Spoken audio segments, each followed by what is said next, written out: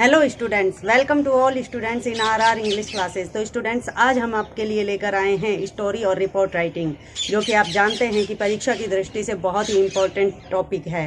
ये स्टोरी और report writing लगभग 10 मार्क्स का आता है, जो आपके लिए बहुत ही इम्पोर्टेंट है। तो स्टूडेंट्स देखिए, चलते हैं स्टोरी राइटिंग की तरफ।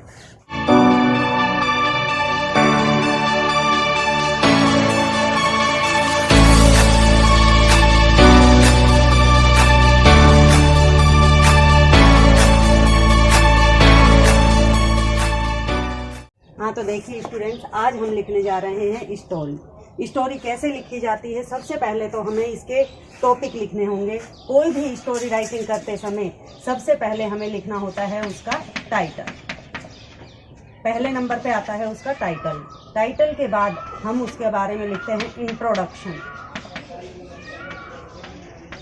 इंट्रोडक्शन के बाद जो भी होता है उसमें लिखा जाता है। तीसरे नंबर पर हम इसमें लिखते हैं जो भी प्रॉब्लम होती है, उस प्रॉब्लम को हम इसमें लिखते हैं। और चौथे नंबर पर इसमें होता है सॉल्यूशन, यानी कि उस प्रॉब्लम का हमने सॉल्यूशन क्या देखा। और जो 5th नंबर है वो उस पर होता है कंक्लूजन। कंक्लूजन क्या होता है, यानी पूरी स्टोरी का निष्कर्ष क्या निकला। और लास्ट में यदि हम चाहें तो 6th नंबर पे इसका हम लिख सकते हैं मॉरल। स्टूडेंट्स, आपको पता है स्टोरी राइटिंग विशेषकर छोटी क्लासों के लिए, यानी जैसे 8th 9th, इन सब के लिए बहुत इम्पोर्टेंट है और अपने आप में बहुत इम्पोर्टेंस भी रखती है। और CBSE क्लासेस में तो ये स्टोरी राइटिंग 10th क्लास तक भी आती है। तो स्टूडेंट्स देखिए, इस वीडियो को आप छोड़िएगा नहीं, आपके लिए बहुत ही इम्पोर्टेंट वीडियो मैं लेकर आई हूँ। तो देखिए, जो हमें मेन चीज़ हमें जो याद रखनी है स्टोरी राइटिंग में, वो हमें देखना है कि सबसे पहले जो भी स्टोरी हम लिखने जा रहे हैं उसका टाइटल आना चाहिए। स्टूडेंट्स, मैं आपको एग्जांपल देकर बताऊंगी कि टाइटल कैसे लिखा जाता है, उसका इंट्रोडक्शन कैसे लिखा जाता है, फिर उसका प्रॉब्लम कैसे लिखा जाता है, फिर उसका सोल्यूशन कैसे ढूंढा जाता है, और फिर कंक्लूजन, और उसके बाद मोरल। स्टूडेंट्स, आप मेरी वीडियो को पूरा देखिएगा। निश्चित रूप से आपको स्टोरी राइटिंग जो आज तक हार्ड लगती आई है, अब बिल्कुल हार्ड नहीं लगेगी। तो चलते हैं स्टूडेंट्स। 2nd नंबर पे हमें जो करना है वो है इंट्रोडक्शन, फिर हमें करना है प्रॉब्लम, उसके बाद सोल्यूशन, और उसके बाद कंक्लूजन, और उसके बाद मोरल। तो स्टूडेंट्स, इसके लिए हमें इन सभी टॉपिक्स को समझने के लिए हमें एक स्टोरी चूज करनी होगी कि हम कौन सी स्टोरी लिखें। तो स्टूडेंट्स, हम लिख लेते हैं एक स्टोरी, ग्रीडी डॉग। उसके बेस पर मैं आपको ये सारे जो भी पॉइंट्स हैं वो सॉल्व करके बताऊंगी। लेकिन स्टूडेंट्स, एक बात ध्यान देने योग्य ये है कि कोई भी स्टोरी जब आप राइट करते हैं तो उसमें मेन चीज़ आपको यही ध्यान देनी है कि जो स्टोरी है वो हमेशा पास्ट टेंस में लिखी जाती है। तो स्टूडेंट्स, इसको हमेशा ध्यान रखिए कि story is always written in past simple, या यूं कहिए कि पास्ट टेंस। पास्ट टेंस में जो है पूरा पास्ट टेंस भी आ सकता है। और पास्ट टेंस में होता क्या है स्टूडेंट्स, मेनली पास्ट टेंस में होता है सेकंड फॉर्म, यानी कि हमें पूरी स्टोरी में इसमें सेकंड फॉर्म का यूज़ करना है। आपको भी पता है कि पास्ट टेंस में सेकंड फॉर्म का जो यूज़ होता है वो जो घटना हो चुकी है या जो बातें बीत चुकी हैं उनके लिए ही आता है। और ये भी आप जानते हैं कि स्टोरी जो होती है वो एक ऐसी घटना होती है जो पहले हो चुकी होती है, उसी की स्टोरी बन जाती है। तो स्टूडेंट्स, उसी के आधार पर आज हम आपको ये बताएंगे कि किस प्रकार से एक स्टोरी जो है लिखी जाती है। तो देखिए स्टूडेंट्स,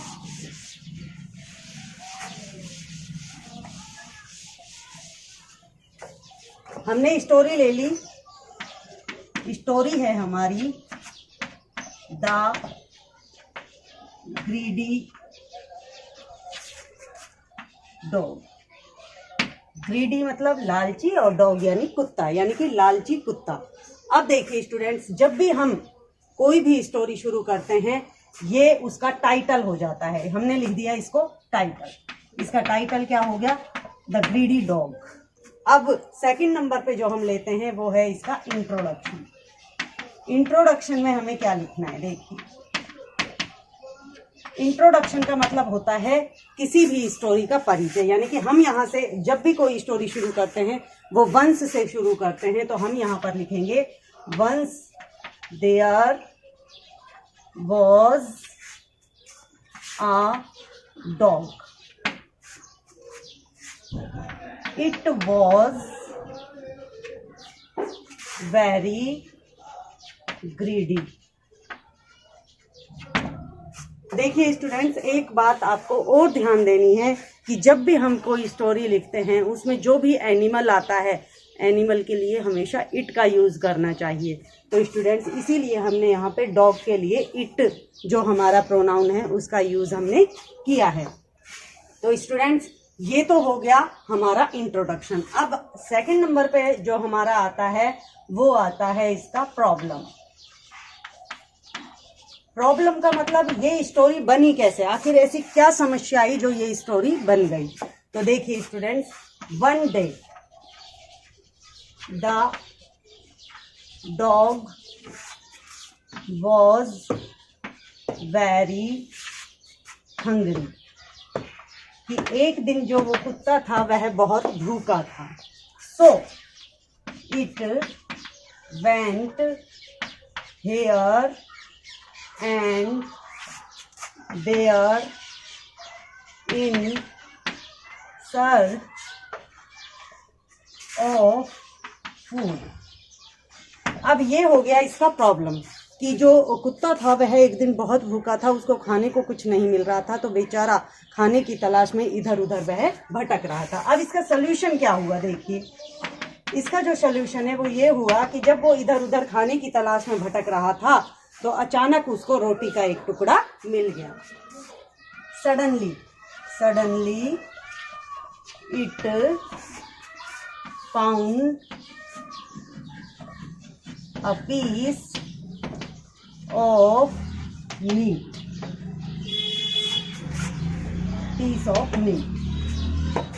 फिर उसने क्या किया, उसका it took it and crossed a bridge. अब ये जो ब्रिज है ये इसमें अपने आप में एक नया वर्ड आया है स्टूडेंट्स, जिसका अर्थ होता है पुल।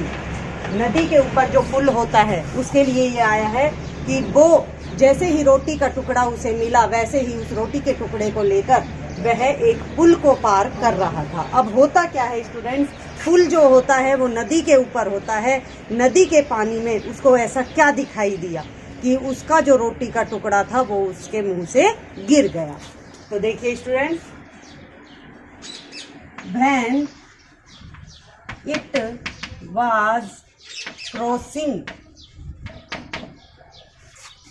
the bridge, it saw its reflection. It saw its reflection into the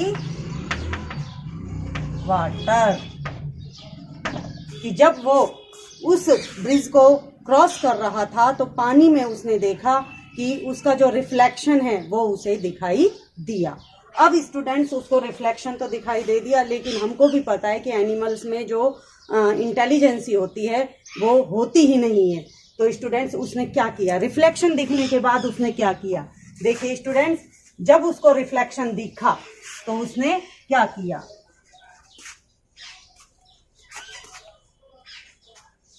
reflection दिखने के बाद जो डॉग था उसने क्या किया, the dog thought that it was the another dog into the water. अब जब उसने रिफ्लेक्शन देखी तो डॉग ने सोचा कि पानी में जो है दूसरा डॉगी है। तो उसने सोचा कोई भी जो एनिमल होता है वो खुद जैसा कोई दूसरा एनिमल देखता है तो वो उसके ऊपर बार्किंग करने लग जाता है। तो स्टूडेंट्स वो जो डॉगी था उसने भी ऐसा ही किया। उसने सोचा कि उस पानी में दूसरा डॉगी है तो उसने क्या किया, It barked towards that dog, and the piece of meat fell down into the water. अब क्या था, मुंह खुलते ही, जैसे ही जो डॉगी था वो बार्किंग करने लगा, वैसे ही मुंह खुलते ही उसका जो मीट का टुकड़ा था वो पानी में गिर गया. अब जो डॉग था उसके पास बचा क्या, कंक्लूजन बचा. कंक्लूजन का मतलब क्या हो गया, यानी निष्कर्ष क्या निकला. निष्कर्ष ये निकला कि जब वो रोटी का टुकड़ा पानी में गिर गया तो बेचारा जो डॉगी था उसे बड़ा मतलब अफसोस हुआ कि तेरे को एक छोटा सा रोटी का टुकड़ा मिला था, वो भी तेरा लालच की वजह से पानी में गिर गया. तो the dog felt very sorry and went away. तो देखिए स्टूडेंट्स, अंत में हुआ क्या कि जो बेचारा डॉगी भूखा था वो भूखा ही रह गया. और ये सब हुआ कैसे, उसके लालच की वजह से. The dog felt very sorry, जैसे ही उसका रोटी का टुकड़ा पानी में गिरा वैसे ही उसको बड़ा दुख हुआ और बेचारा भूखा ही वापस लौट गया. तो स्टूडेंट्स, अब हमारा बच जाता है मॉरल. और मॉरल का मतलब होता है शिक्षा, कि जो शिक्षा है वो हमें इससे क्या मिली. तो स्टूडेंट्स, इससे हमको शिक्षा मिली, ग्रीड इज अ कर्स, यानी कि लालच बुरी बला है, हमें लालच नहीं करना चाहिए. तो स्टूडेंट्स, आपने इस स्टोरी में एक बात नोट की होगी कि जो भी हमने ये स्टोरी लिखी है, पूरा जो स्टोरी का पैटर्न है वो देखिए आप. सेकंड नंबर पे इसमें सेकंड फॉर्म का ही यूज़ किया है, अर्थात इसमें हमने पास्ट सिंपल टेंस का ही यूज़ किया है. तो स्टूडेंट्स देखिए, आज हमारी ये जो स्टोरी राइटिंग है ये कंप्लीट हो चुकी है. अब हम आपको रिपोर्ट राइटिंग सिखाएंगे.